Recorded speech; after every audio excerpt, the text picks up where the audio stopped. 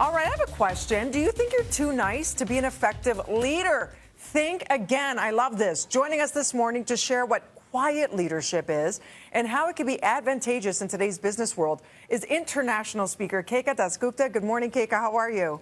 Good morning, Dina. I'm great. It's so nice to see you here. You too. I'm very excited because there's people at home right now who don't realize they might be the best gift as a leader, and they think, no way, I'm too much of an introvert. What is quiet leadership? Yes. Okay, so quiet leadership is the foundation of what makes people connect with each other. So this is about people who make others feel safe. They feel like they're being seen, they're heard, they're valued.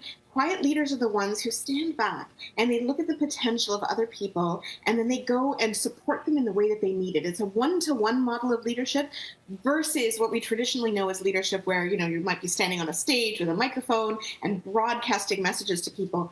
Quiet leadership is where you are really getting at people's intrinsic motivation and making them feel like they are valuable. You're right. Back in the day, it was always, it's the one who rules with the iron fist and is very, boisterous, extrovert. And you're saying, especially after the pandemic, these soft skills, as you describe them, are so important to actually build people up, especially if somebody's struggling with mental health. So talk to us about some of those qualities.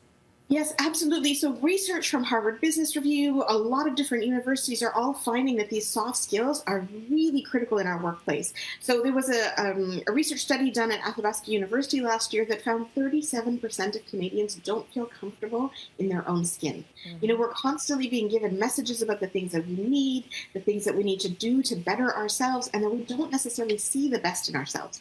Quiet leaders are the ones who can come in and say, you know what, I see this in you, and I think you're amazing at it. And I think what you can do here is going to make a big difference for everybody. So quiet leadership lights up the intrinsic motivation inside of people.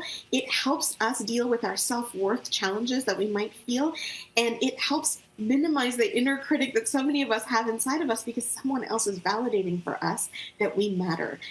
We all need to feel like we've been seen, we've been heard, and that we belong. And quiet leaders do that every single day to the people around them. But they do it in such a quiet way that it's not this big fanfare. It has a much more internalizing impact.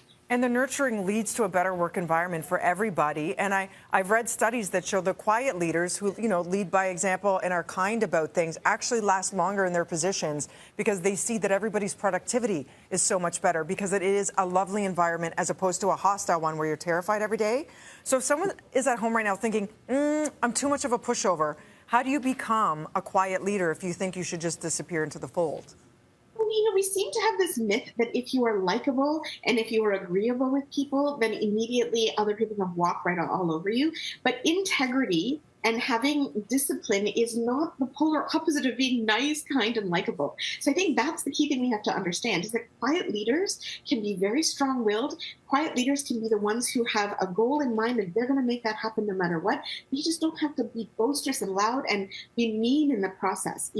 When we have intrinsic motivation, when somebody as a leader comes in and says, hey, you can do this, I know that you can do this, we rise up to that challenge.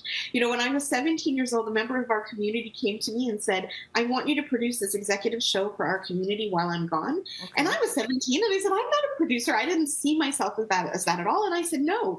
And then this leader looked at me, my mentor today, and said, yeah, you can do it and you will. Meet me at the studio on such and such date. So Then I thought, oh my gosh, and I did it. I did it because he believed in me. I did it because I kind of didn't have a choice in the matter, but because he believed in me, I rose to the occasion. And that's what happens in our workplace with quiet leaders.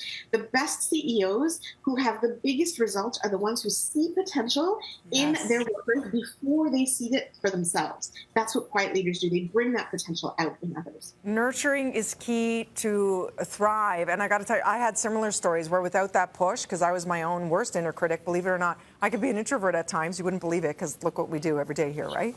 But it just goes to show, for people out there. Now, if there's somebody who is an extrovert and they're in a leadership role, can they also develop these soft skills? Absolutely. And, we tend to think about introverts and extroverts as like you're either one or you're the other, or you're on opposite ends of the spectrum. That's actually not true.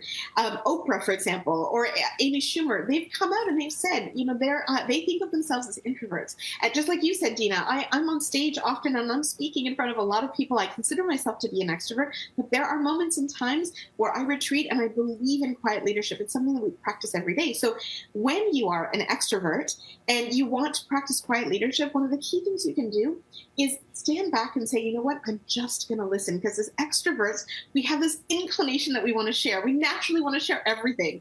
But if we are listening to somebody, we can be mindful of the fact that right now I am only going to listen.